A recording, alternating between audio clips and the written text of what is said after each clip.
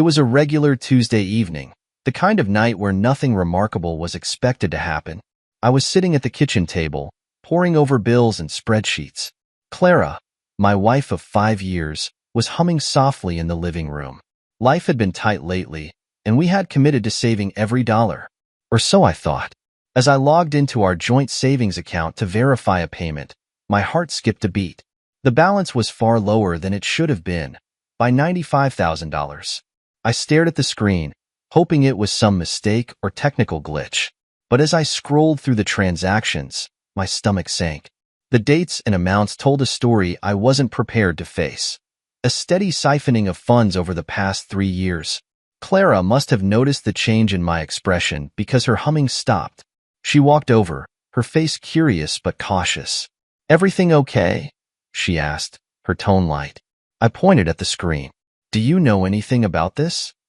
Her eyes darted to the laptop, and for a moment, her face was unreadable. Then, with an exasperated sigh, she said, "It's for my family. They needed help." "Help?" I repeated, incredulous. "You've sent them almost 100 grand, Clara, without telling me?" "They're family," she snapped, crossing her arms defensively. "It's not like I was spending it on myself. They needed it." The justification was almost worse than the betrayal itself.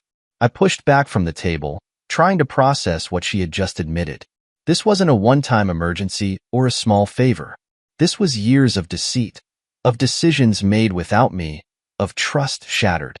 Later that night, when Clara had retreated to the bedroom after a half-hearted apology, I sat in the darkened living room, laptop balanced on my knees. I needed answers. I logged into social media, pulling up profiles of Clara's family members. It didn't take long to find what I was looking for. Her sister, Ava, had an Instagram page full of photos that made my blood boil. There were pictures of her lounging on pristine beaches, sipping cocktails at luxury resorts, and showing off designer bags that probably cost more than my monthly salary. There were even posts boasting about a remodeled kitchen and a brand new SUV. The captions were like daggers, "Living the good life," one read. Another said, "Nothing like a little indulgence." Every photo seemed to mock the sacrifices I had made, the extra shifts I had worked, the vacations Clara and I had postponed to build our savings. I couldn't understand how she could justify this, how she could look me in the eye and claim it was all for helping her family. The next morning, I confronted Clara with the evidence. "Does this look like a family in need to you?" I demanded, shoving my phone in her face. Ava's smiling photos stared back at her. Clara hesitated, then doubled down. "It's not what it looks like," she said, her voice defensive. "They've had hard times, James." I couldn't just say no. "Hard times," I repeated, my voice rising. "Ava's vacationing in Bali while we're eating ramen and putting off fixing the car." Her eyes flashed with anger. "You don't understand. It's my family. I owe them." That phrase, "I owe them," stuck in my head like a thorn. What did she owe them? And why was I the one paying the price? The rest of the day was a blur of anger, confusion, and a growing sense of betrayal. Clara tried to justify her actions, claiming she didn't want to burden me with their problems. But her excuses rang hollow. This wasn't about helping a struggling family. It was about enabling their lavish lifestyle at the expense of ours. That night, I couldn't sleep. Every time I closed my eyes, I saw Ava's smug face and heard Clara's dismissive tone. I knew this wasn't something I could let go. It wasn't just about the money. It was about trust, respect, and the life we were supposed to be building together. As I stared at the ceiling, I made a decision. This wasn't over. Clara might think she had the upper hand, but she didn't know who she was dealing with. I was going to uncover the full extent of her betrayal, and this time, I wasn't going to let her excuses or guilt-tripping stop me. By morning, I had a plan. And for the first time in days, I felt a sense of clarity. Clara thought she could play me for a fool, but she was about to learn just how wrong she was. The morning and family sure as hell doesn't manipulate one of their own into bankrupting their future for the sake of designer handbags and luxury vacations. Clara's defensiveness grew with every word I said. She leaned back in her chair, crossing her arms like she was the victim. "You're being selfish," she said, her voice dripping with disdain. You don't understand what it's like to have people depending on you. Selfish? I repeated, incredulous. You think I'm selfish? I've been working my ass off to build a life for us, while you've been secretly funneling our money to your freeloading family. How is that fair, Clara? How is that not betrayal? Her face hardened, and she tried a different tactic, guilt. They've always been there for me, James. When I needed them, they stepped up. I can't just turn my back on them now. But you can turn your back on me, I said quietly, the weight of her actions hitting me all over again. You didn't even give me a choice, Clara. You decided their needs were more important than our marriage. I realized I wasn't going to get through to her. Not yet. Clara was too entrenched in her own narrative, too unwilling to see the damage she had caused. But I wasn't done. If she wouldn't face the truth, I'd make her. After our argument, I called my best friend, Matt. He had always been a voice of reason in my life, and I needed his perspective. Man, this is messed up, Matt said after I explained everything. But honestly, I'm not surprised. What do you mean? I asked, thrown off by his comment. Clara's always been a little too attached to her family, he said carefully. You remember that time she canceled your anniversary plans because her sister needed help with a crisis? And it turned out the crisis was picking out paint colors for her living room? I sighed, the memory flooding back. Yeah, I remember. I didn't think much of it at the time. Exactly, Matt said. But this isn't just about her being too involved. This is about control. Her family has been using her, and she's let them because they've made her feel like she owes them. It's manipulative as hell.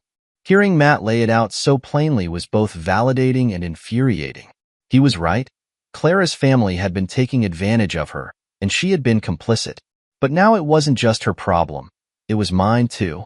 That night, I started going through our financial records in detail, documenting every suspicious transaction. I cross-referenced the dates with Ava's social media posts, creating a timeline of Clara's deception. Each transaction was like a punch to the gut, but I forced myself to keep going. I needed the full picture. As I worked, Clara avoided me, retreating to the bedroom and slamming the door. Her silence didn't bother me. It gave me the space I needed to think clearly. By the time I finished, I had a comprehensive file of evidence, bank statements, screenshots, and even messages Clara had sent to her family about the money.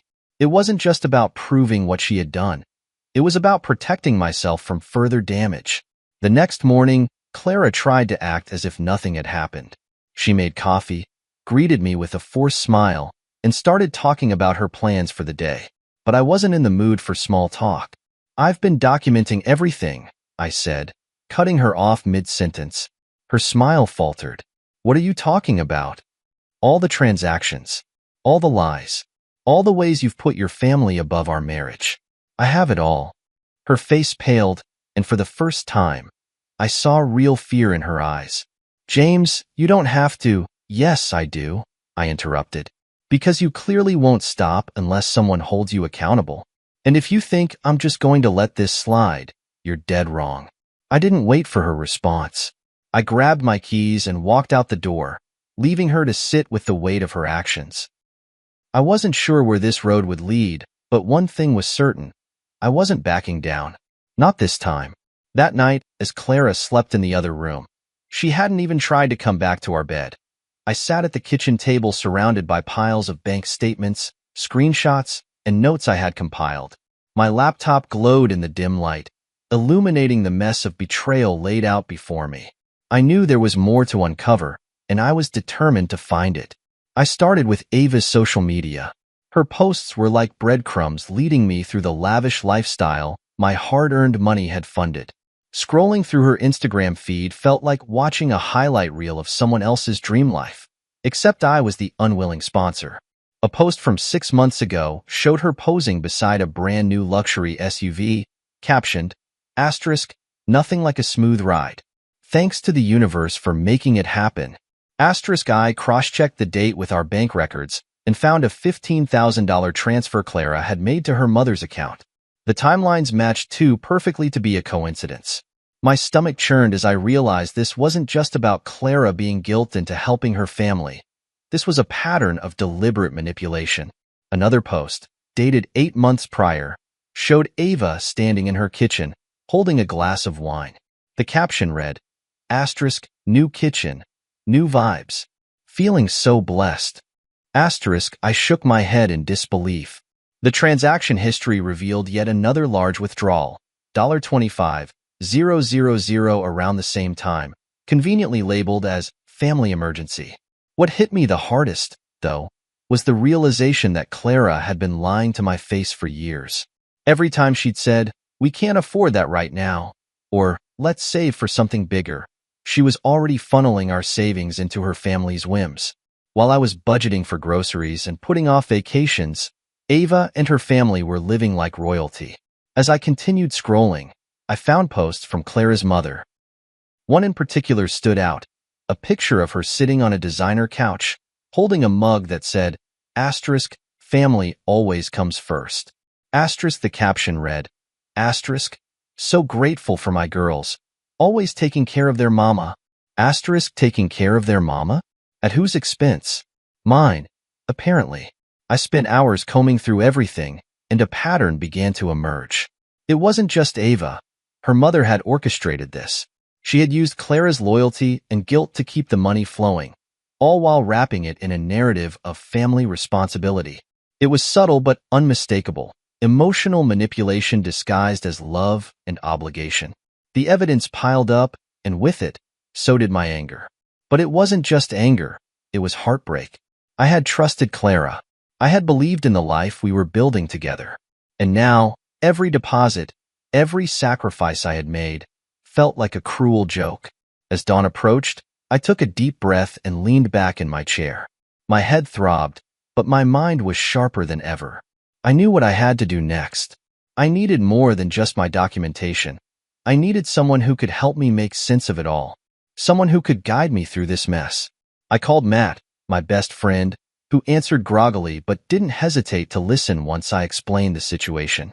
This is insane, James, he said after I finished laying out what I'd found. It's not just her family. Clara's been complicit in this the whole time. You need to protect yourself. I know, I said, rubbing my temples. But how? Every time I try to confront her, she just deflects or makes me feel like the bad guy. Matt paused for a moment. You need to treat this like a chess game. Think 2 steps ahead. Keep gathering evidence, but don't let her know how much you've uncovered. The more you know, the stronger your position will be when the time comes to confront her family. He was right. Clara wasn't just someone who made a mistake. She had actively betrayed me. If I wanted to get through this, I couldn't let my emotions cloud my judgment. I needed to be strategic. The next day, I dove even deeper. I started digging into Clara's mother's online presence, as well as public financial records. It didn't take long to find that her remodeled home was funded by a loan taken out shortly after one of Clara's largest transfers. It was almost comical how blatant it all was. These weren't coincidences. They were calculated moves. I also found an old message thread between Clara and her mother on our shared cloud account. In one conversation, her mother wrote, asterisk, you're doing the right thing, sweetheart. Family comes first. James will understand eventually. Asterisk, will I? I thought bitterly, my jaw tightening. They had been conspiring behind my back, painting me as some kind of obstacle to their lavish plans.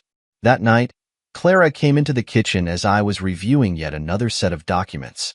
Are we going to talk about this? She asked, her voice cautious. Not yet, I replied without looking up. But we will. Soon. She lingered for a moment, then retreated to the bedroom, sensing the finality in my tone. As I stared at the growing pile of evidence, I felt a strange sense of calm. I wasn't just uncovering the truth. I was preparing for the battle ahead.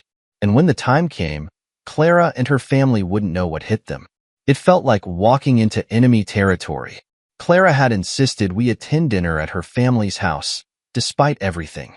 She argued it would smooth things over, though I knew better. This wasn't about resolution. It was about appeasement. As we pulled into the driveway of her mother's sprawling suburban home, I couldn't help but notice the freshly paved driveway and the sparkling new SUV parked out front. My stomach turned. Every inch of that house screamed extravagance, funded by the money siphoned from my savings. Please, just try to keep an open mind, Clara said, her voice hesitant. I didn't respond. Instead, I stepped out of the car, bracing myself for what I knew would be a night filled with subtle jabs and outright gaslighting. The door swung open before we could even knock, and Ava greeted us with her trademark smugness. "Oh, look who's here. The prodigal husband," she exclaimed, her tone dripping with sarcasm. I forced a tight smile and stepped inside, scanning the room. Clara's mother sat on the plush designer couch, a glass of wine in hand, as if she were the queen of this small kingdom. The dining table was laden with an obscene spread of food: roast chicken, charcuterie boards, and even a bottle of wine that I recognized as one of the expensive imports I'd once bought for a special occasion. "James," her mother said with a practiced warmth that felt anything but genuine. "So nice of you to join us." I nodded, biting my tongue. I could feel Clara tense beside me, as though she knew I was moments away from snapping. Dinner began uneventfully enough. Small talk dominated the conversation, with Ava bragging about her recent vacation to the Maldives. "It was just so beautiful," she gushed, showing us photos on her phone. "You really have to go sometime, James."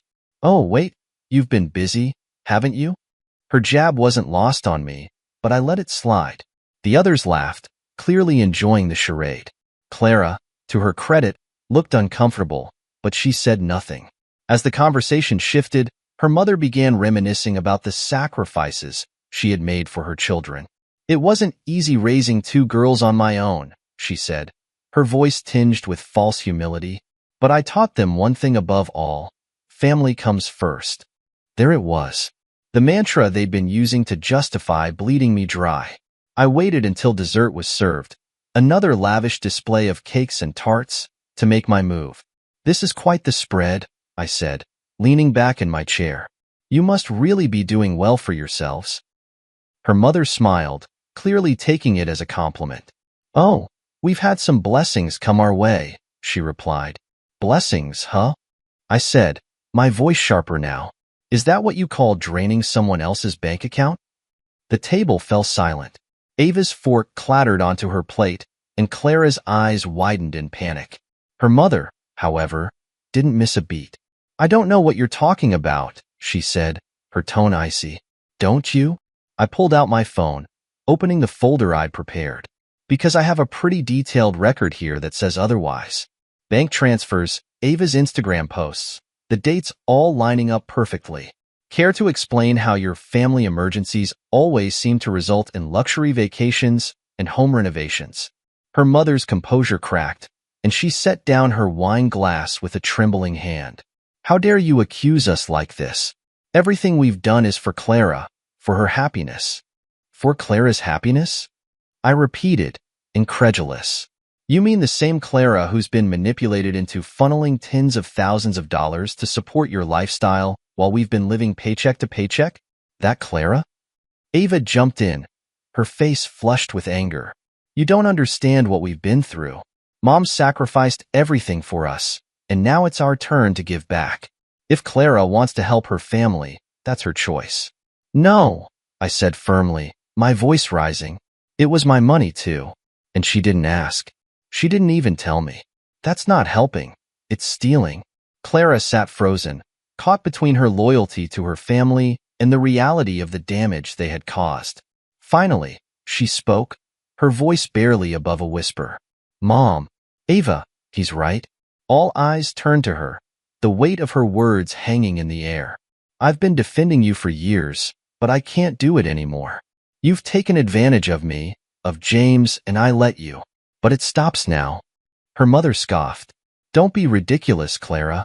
We're family." "No," Clara said, more firmly this time. "Family doesn't do this. Family doesn't lie and manipulate. I can't keep sacrificing my marriage for you." Ava's face twisted in anger. "So what? You're just going to walk away? After everything we've done for you?" Clara stood, her hands trembling. "You didn't do it for me. You did it for yourselves." The dinner ended in chaos. Ava stormed out, her heels clicking furiously against the floor, while her mother sat seething, muttering about ungrateful children. Clara and I left without another word, the silence between us heavy but not hostile. As we drove home, Clara reached for my hand. "I'm sorry," she said softly, "for all of it." I glanced at her, seeing the regret in her eyes. "Sorry isn't enough, Clara. This has to change, for good." She nodded, and for the first time, I felt a sliver of hope that maybe, just maybe, we could rebuild what her family had tried to destroy. The confrontation at Clara's family dinner had left me with a mix of emotions: relief, anger, and a faint sense of hope. Clara had finally acknowledged the damage her family had caused, but words weren't enough. Actions had to follow, and I needed to be certain that she was truly ready to break free from their grip. After that night, Clara was subdued, spending her days reflecting on the years of manipulation and guilt she had endured. I knew it wasn't easy for her. Walking away from her family felt like betrayal in her eyes. But for me, it was a test, a chance to see if she valued our marriage enough to stand against the toxic ties that had nearly destroyed it. I sat at the kitchen table late one night, staring at the detailed financial report I had compiled over the past few weeks. It was an unassailable document, meticulously outlining every transfer, every suspicious expense, and every correlation to her family's extravagant social media posts. It wasn't just about the money, it was about accountability. I reached out to Matt, my best friend and sounding board throughout this ordeal. "You're playing with fire here, James," he warned when I shared my plan to confront Clara's family again. "But if this is what you need to do, make sure you're ready for the fallout." "I am," I replied firmly. "This isn't just about me anymore. Clara needs to see the full picture, and they need to face the consequences." The next morning, I sat down with Clara over coffee, presenting her with the evidence. "This is everything," I said, sliding the folder across the table. "I need you to see what I've uncovered. Every lie, every dollar, and every time they used you." She hesitated, her hands trembling as she opened the folder. As she flipped through the pages, her face shifted from shock to anger to shame. I didn't realize it was this bad," she whispered. "They've been living off us, Clara," I said, my voice firm but calm. "While we've been scraping by, they've been using you like an ATM. This isn't just about money, it's about respect. They've been disrespecting you, our marriage, and everything we've worked for." Clara looked up, her eyes filled with regret. "You're right," she said softly. "I can't keep defending them. But what do we do now?" "We set a trap," I said, leaning forward. "We give them a chance to come clean. If they don't, we take this to the next level." The plan was simple but effective. Clara would reach out to her mother and Ava, pretending to reconsider cutting them off. She would mention having access to a significant amount of money, a fabricated inheritance from an old family member that I had invented for this very purpose. We wanted to see if they would take the bait, revealing their true intentions. Clara was hesitant at first. "What if this just makes things worse?" she asked, her voice filled with doubt. "They've already shown you who they are," I replied. "This is about giving them one last chance to prove otherwise. If they take the bait, you'll have your answer." With a deep breath, Clara made the call. She kept her tone light, mentioning the supposed inheritance and casually hinting at wanting to use it to help the family. As expected, her mother and Ava jumped at the opportunity, showering her with praise and promises of loyalty. "We've always known you were the strong one, Clara," her mother cooed. "This could really help us get back on track." I watched from across the room, listening to every word. Clara's face was a mix of sadness and resolve as she played along, promising to discuss the details in person. When the day of the meeting arrived, Clara and I arrived at her family's home unannounced. Ava greeted us with an exaggerated smile, and her mother quickly ushered us inside, offering tea and pastries as though nothing had happened. "I've been thinking a lot about what we discussed," Clara began, her voice steady, "about the inheritance. But before we move forward, I need to know something." Her mother tilted her head, feigning innocence. "Of course, dear. Anything?" Clara looked her mother directly in the eyes. "What was all the money you took from James and me actually for? No lies. No excuses. Just the truth." The room fell silent. Ava fidgeted, her eyes darting between Clara and me, while her mother's smile faltered. We needed it, her mother stammered. For the house, for Ava's medical bills. Don't lie to me, Clara interrupted, her voice rising. I've seen the receipts, the social media posts. You didn't need it. You wanted it. And you used me to get it. Her mother's mask of composure shattered. We deserved that money, she snapped. After everything I sacrificed for you girls, we deserved it. James can afford it. You owe us. That was the breaking point for Clara. She stood, her chair scraping loudly against the floor. I don't owe you anything. Neither does James. This ends now. No more money. No more guilt trips. If you can't respect me, then you don't deserve to be part of my life. Her mother's face turned red with anger, and Ava began hurling insults, accusing me of brainwashing Clara. But I stayed silent, letting Clara take control of the moment. She had found her voice, and it was powerful. We left the house with nothing resolved on their end, but everything resolved on ours. Clara was finally free from their manipulation, and for the first time, I felt like we were truly a team. As we drove home in silence, Clara reached over and took my hand. Thank you, she said, her voice barely above a whisper. For what? I asked. For not giving up on me. I didn't respond. I just squeezed her hand, knowing that this was the beginning of a new chapter. For both of us. The confrontation at Clara's family home should have felt like a victory, but instead, it left a heavy weight hanging in the air between us. Clara's words had been firm, her decision resolute, yet I could tell she was struggling internally. Guilt and loyalty, no matter how misplaced, are difficult chains to break. I wanted to believe we'd turned a corner, but deep down, I knew the real test was still to come. For a few days, things were quiet. Clara withdrew into herself, spending hours staring out the window or scrolling through her phone. I tried to give her space, but the tension was palpable. It was as if we were waiting for the other shoe to drop, and it did. One evening, as we sat in the living room, her phone buzzed with a notification. Clara glanced at the screen and visibly winced. What is it? I asked, already suspecting the answer. It's Ava, she said reluctantly. She posted something about us. My stomach tightened as she handed me her phone. Ava's latest post wasn't subtle. It featured a picture of a designer handbag, new, no doubt, with a caption that read, "Some people forget where they came from. But don't worry, karma has a way of balancing the scales." The comments beneath it were filled with indirect jabs, all aimed at Clara and me. Ava had taken our confrontation and twisted it into a narrative of betrayal and greed. Her betrayal, our greed. The comments praised her for being so strong and so selfless, completely ignoring the truth. Clara's hands trembled as she took her phone back. I don't know what to do, she whispered. I leaned back, taking a deep breath to steady myself. You don't do anything. Let them dig their own grave. The next morning, Clara woke me up with a frantic look on her face. James, she said, her voice shaking. Look at this. She showed me Ava's latest video, a montage of a lavish family party with the caption, celebrating life and the ones who truly matter. It featured expensive decorations, catered food, and even a live band.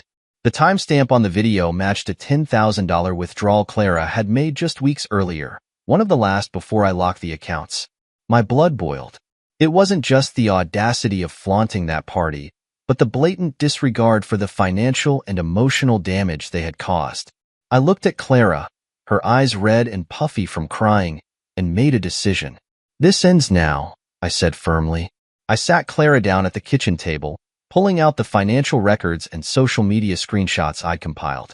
Clara, I need you to see this for what it is, I began.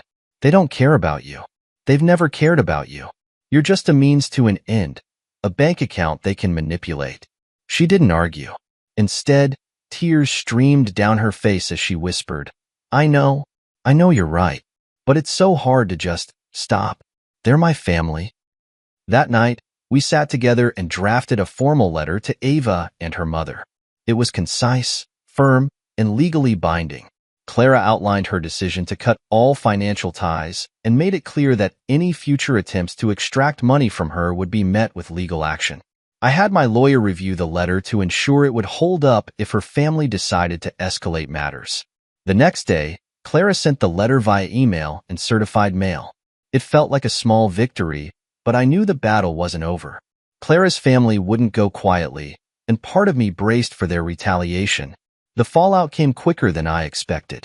Within hours of sending the letter, Ava posted a rant on social media, accusing Clara of abandoning her roots and letting her husband control her. The comments were vicious, filled with insults and veiled threats. Ava even hinted at exposing Clara for being selfish, though what she thought she could expose, I had no idea. Clara broke down when she saw the post. "I can't do this anymore," she sobbed. "They're never going to stop." I wrapped my arms around her, holding her as she cried. "Yes, they will," I said firmly, "because we're going to make sure they have no choice." That evening, Clara and I worked together to draft one final message to her family. It was simple. I've made my decision. Any further attempts to harass me or James will be met with legal action. This is your last warning. I hit send and blocked their numbers on her phone. Clara hesitated before blocking them on social media, but eventually, she did. It was a symbolic step, but an important one.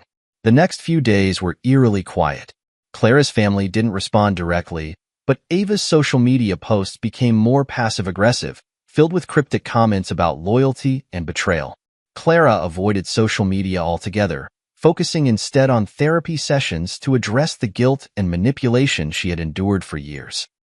I watched as she slowly began to rebuild herself, piece by piece. It wasn't easy, but I could see her strength growing. For the first time, she was learning to set boundaries, not just with her family, but with herself. The tension in the car was suffocating, but I kept my focus on the road, mentally preparing for the confrontation ahead. Clara fidgeted with her hands, her nerves getting the better of her. "What if they don't listen?" she asked quietly. "They don't have to listen," I replied. "They just need to hear you. This is about standing your ground, not convincing them." When we arrived, Ava's luxury SUV was parked in the driveway, its shiny exterior a glaring reminder of the money they had siphoned from us. I parked the car, took a deep breath, and turned to Clara. "You ready?" She nodded, determination flashing in her eyes. "I'm ready." We didn't bother knocking. Clara opened the door and walked in, her posture straighter than I'd ever seen it. Her mother was in the kitchen, while Ava lounged on the couch scrolling through her phone. Both of them froze when they saw us. "Well, this is a surprise," her mother said, her voice cold. "What brings you here?" Clara didn't waste any time. "I'm here to tell you face to face that this is over," she said firmly. "No more money. No more manipulation. No more guilt trips." Ava scoffed, crossing her arms. "Oh, so this is James's idea? What a shock." "This is my decision," Clara shot back. "James didn't manipulate me. He helped me see the truth. You've been using me for years, and I won't let it happen anymore." Her mother's expression hardened. "We're your family, Clara. Everything we've done was for you. Don't forget who raised you. And don't forget who paid for your vacations, your luxury car, and your remodeled house," Clara countered. "It wasn't out of love. It was out of greed." The argument escalated quickly. Her mother accused me of tearing the family apart, while Ava hurled insults at Clara, calling her selfish and ungrateful. I stayed silent, letting Clara handle the confrontation. This was her battle to fight, and she was holding her own. Finally, I spoke up. "This isn't about money," I said calmly. "It's about respect, and you've shown none of it. Not to Clara, not to me, and not to yourselves." Ava rolled her eyes. "Oh, spare us the lecture," she sneered. "Clara knows she owes us. She wouldn't have had the life she did without us." Clara turned to her sister, her voice steady but sharp. "I don't owe you anything, Ava. You chose to live beyond your means and drag me into your mess. That ends now." Her mother's face turned red with anger. "If you walk away from us, don't bother coming back." Clara didn't hesitate. "I've already made my choice," she said. "Goodbye." As we walked out, Ava called after us. "Don't think this is over," she yelled. "You'll regret this." I turned around briefly, locking eyes with her. "No," I said calmly. "You will." We got in the car and drove away, leaving the toxicity behind. Clara was quiet for most of the ride, but I could see the weight lifting from her shoulders. She had done what she needed to do, what they never thought she was capable of. That night, as we sat on the couch, Clara leaned against me, her head resting on my shoulder. "Thank you for standing by me," she said softly. "You stood up for yourself," I replied. "I'm proud of you." For the first time in months, Clara smiled, a genuine smile. "I feel free," she said. "For the first time in years, I feel free." And in that moment, I knew we had crossed a critical threshold. The road ahead wouldn't be easy, but we were facing it together, and that made all the difference. The days following the confrontation were eerily quiet. Clara's family had gone silent, but the absence of their chaos felt more like the calm before the storm than genuine surrender. I kept my guard up, knowing that Ava and her mother wouldn't let go of their golden goose so easily. Clara, on the other hand, was struggling to adjust to the void they left behind. For years, her family's demands had consumed her time, energy, and resources. Now, with that tether severed, she felt unmoored. One morning, Clara came into the kitchen holding her phone, her face pale. "You need to see this," she said, handing me the device. It was Ava's latest social media post, a thinly veiled attack on Clara. The caption read, "Funny how some people forget who helped them when they had nothing. Don't worry, karma's coming for you." The comments were filled with Ava's supporters chiming in, painting her as the victim and Clara as the villain. One comment even read, "She'll come crawling back when her husband leaves her." I clenched my jaw, but Clara just sighed. "Let them talk," she said. "They don't matter anymore." Her resolve impressed me, but I could see the hurt in her eyes. Cutting off her family was like losing a part of herself, no matter how toxic they had been. I knew she needed support now more than ever. To help her move forward, I suggested therapy. At first, Clara was hesitant, claiming she didn't need someone else to tell her what she already knew. But after some gentle persuasion, she agreed to give it a try. Her first session was eye-opening. When she came home, she sat on the couch, looking thoughtful. "The therapist said something interesting," she began. "She said my family conditioned me to feel like I was only valuable if I gave them what they wanted." "That makes sense," I said. "They used guilt to keep you under their control." Clara nodded. "But she also said it's not too late to unlearn that. I can set boundaries and still be a good person." I smiled, reaching for her hand. "You've already started. I'm proud of you." Despite her progress, Clara's family wasn't done. A week later, her mother sent a group email to mutual relatives, accusing Clara of abandoning the family and calling me a manipulative, controlling husband. The email was dripping with exaggerations and lies, painting Clara as the villain and herself as the long-suffering matriarch. Some relatives reached out to Clara, asking if the accusations were true. Others sided with Ava and her mother without question. Clara was devastated. "They're turning everyone against me," she said, tears streaming down her face. "What if no one believes me?" "They're only showing their true colors," I replied. "Anyone who believes them without hearing your side isn't worth your time." To help her feel supported, I suggested reaching out to a few trusted relatives who had always been kind to her. Clara hesitated at first, but eventually, she made the calls. To her relief, some of them saw through Ava's lies and offered their unwavering support. Meanwhile, I focused on protecting us legally. My lawyer drafted a cease and desist letter addressed to Ava and her mother, warning them to stop spreading falsehoods or face legal consequences.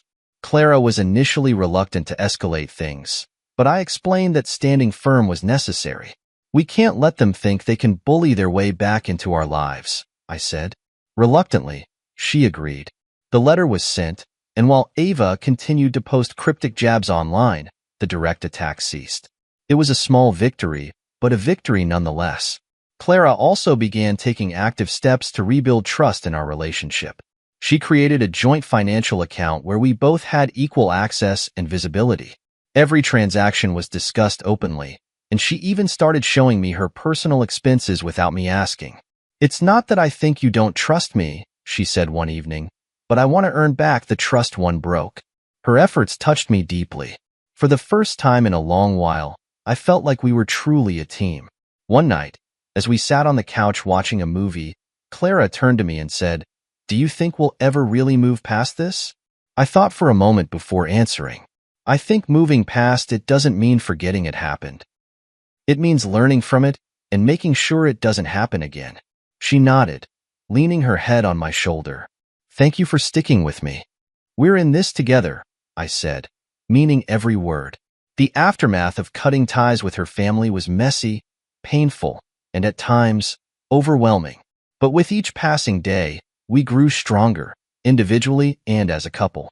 Clara began to see her family for what they truly were: users who thrived on manipulation and control. And I saw Clara beginning to reclaim her identity, no longer defined by their demands or expectations. The journey wasn't over, but we were making progress.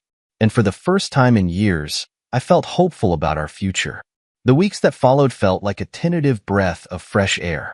For the first time since this whirlwind of betrayal began, there was a sense of stability in our lives. Clara had officially cut ties with her family, and the noise from Ava's online antics started to fade. They hadn't stopped entirely. Ava was still posting passive-aggressive jabs about ungrateful people, but Clara chose not to engage. It was a small but significant victory.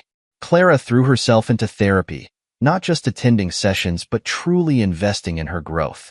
She started journaling, reflecting on her past decisions, and confronting the guilt that had kept her tethered to her family for so long. Every night, she'd share snippets of what she learned with me. "The therapist said I need to stop seeing their approval as a measure of my worth," she explained one evening, twirling her pen between her fingers.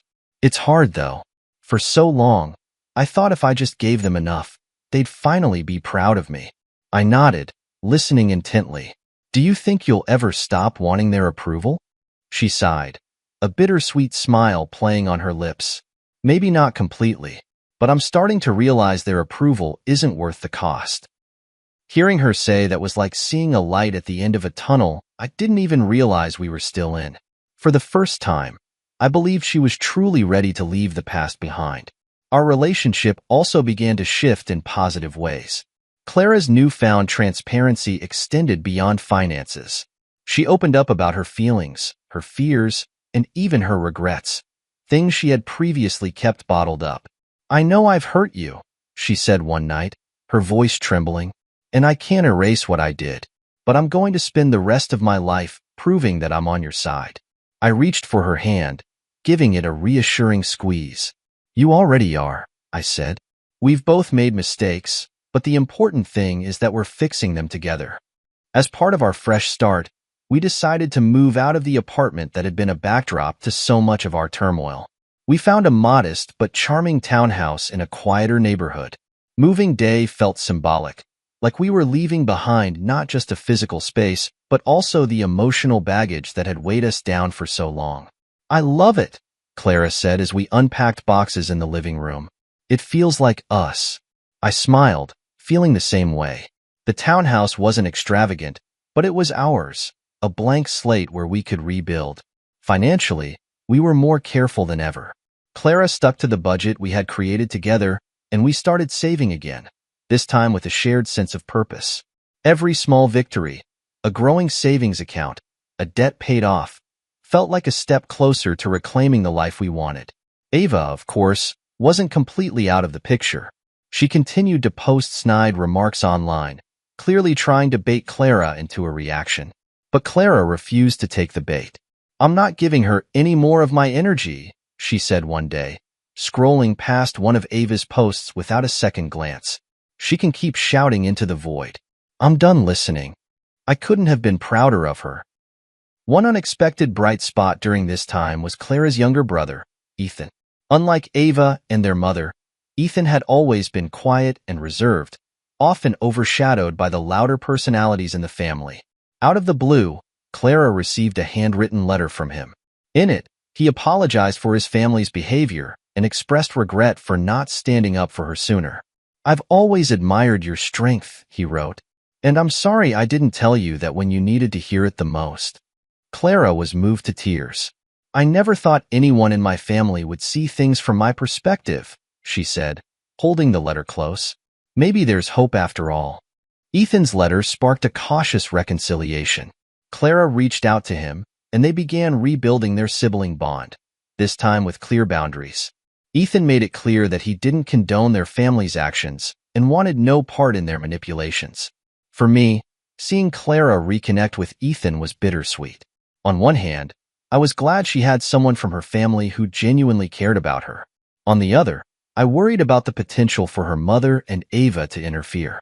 But Clara reassured me that she was ready to stand firm. They don't control me anymore, she said. I'll never let them manipulate me again.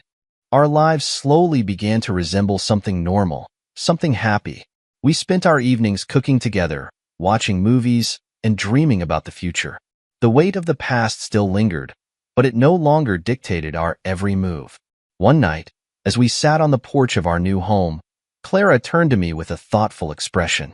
Do you think we'll ever fully move past this? She asked. I think we already have, I replied. Because moving past it doesn't mean forgetting. It means learning from it and not letting it define us. She smiled, leaning her head against my shoulder.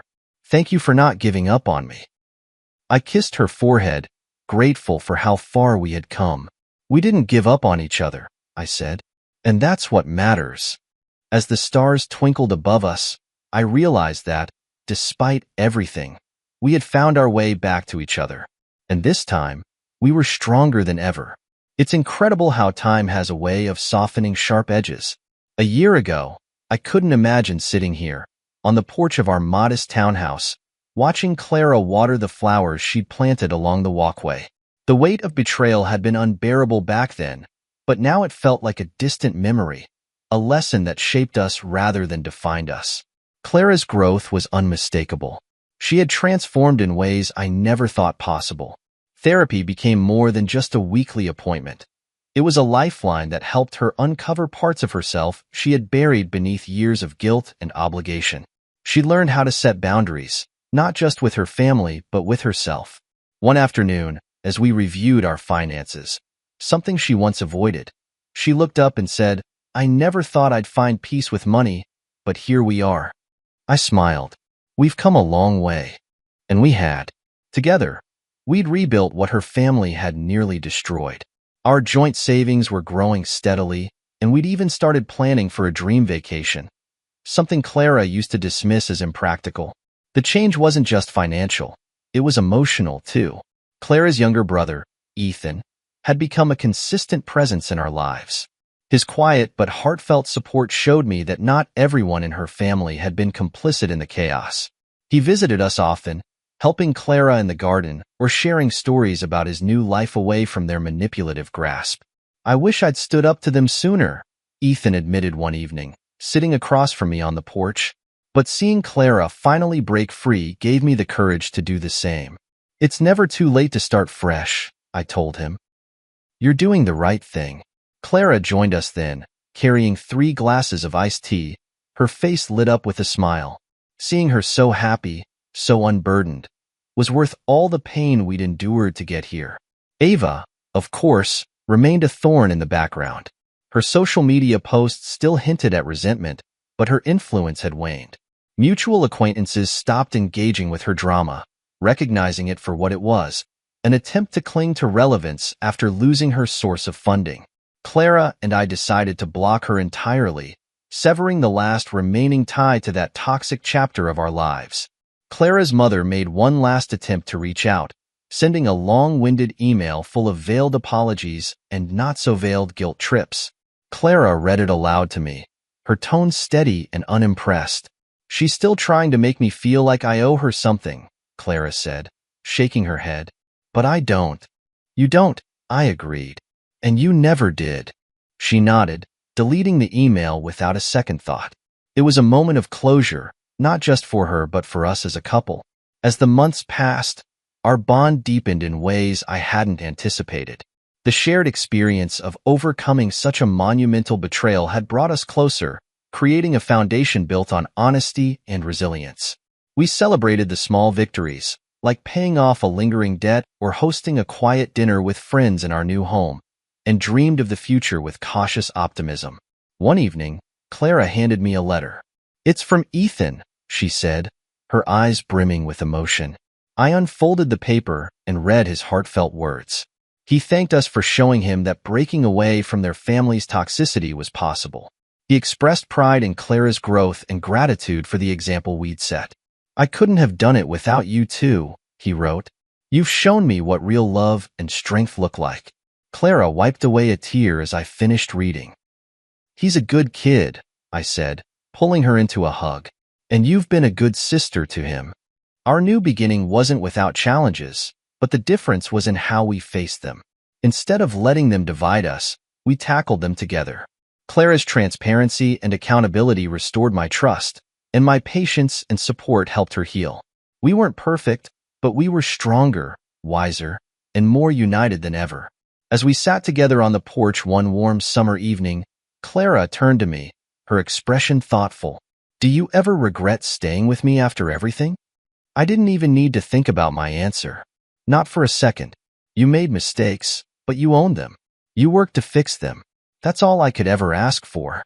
She smiled, her hand finding mine. "Thank you for believing in me." "I didn't just believe in you," I said. "I believed in us." Looking back, I realized how much had changed since the day I discovered those transactions. What started as a betrayal had become a journey of growth and redemption. Clara and I had built something new, something better, from the ashes of what had been. As the sun dipped below the horizon, painting the sky with hues of gold and pink, I raised my glass in a quiet toast to new beginnings. This wasn't just a fresh start. It was proof that even the deepest wounds could heal with time, effort, and love. Clara clinked her glass against mine, her smile radiant. "Here's to us," she said. "To us," I echoed, knowing that our best days were still ahead.